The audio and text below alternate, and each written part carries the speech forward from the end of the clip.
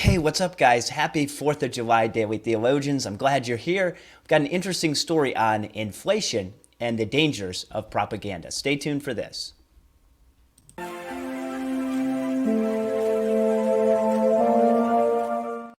So the White House is making waves by releasing a ridiculous claim that the price of a barbecue for the 4th of July has gone down by 16 cents from last year.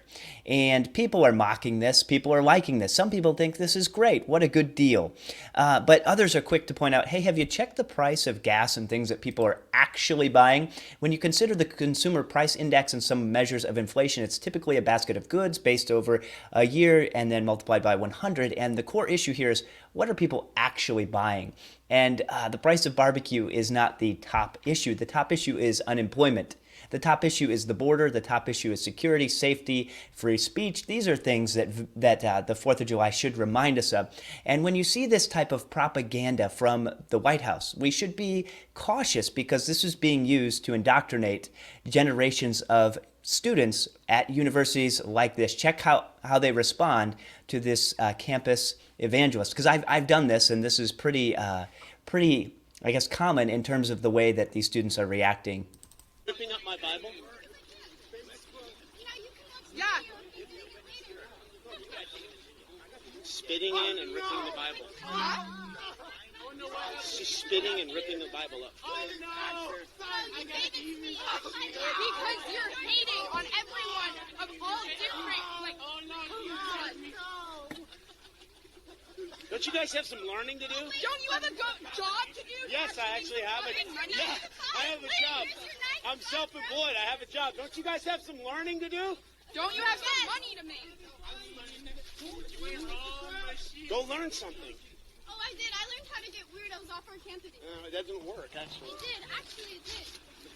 We left on our own, by the way. Why were we walking around? So sorry, there's some bad language in there, but what you need to understand is these students are not the enemy. They are the product of brainwashing. They are the product of a culture that has indoctrinated them against reality and truth. What they need to hear is, "Thus says God." What this guy, I don't know his background, but he was kind, and he presumably was saying, you will stand before God, and this is very important. That's why I'm here in love. You will have to stand before the God that you know exists, and on that day you will be a guilty rebel and worthy of God's judgment and justice in a very sad place called hell, because reality exists because God created people for his glory as his image bearers.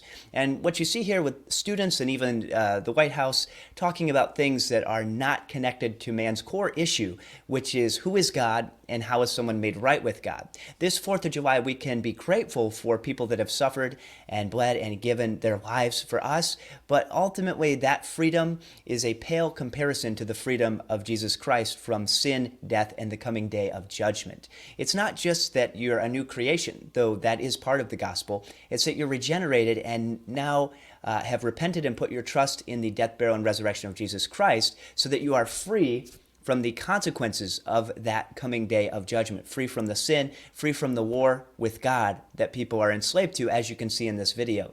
So is inflation the core issue?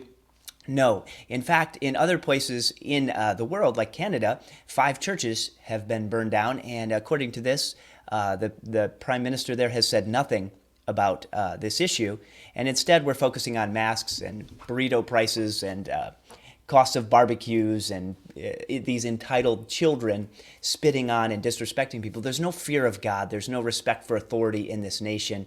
And the ultimate authority is God himself, and fear of God is the beginning of wisdom. So this 4th of July, celebrate by fearing God, repenting and trusting in the death, burial, and resurrection. And like those barbecue prices, remember to hammer that like button.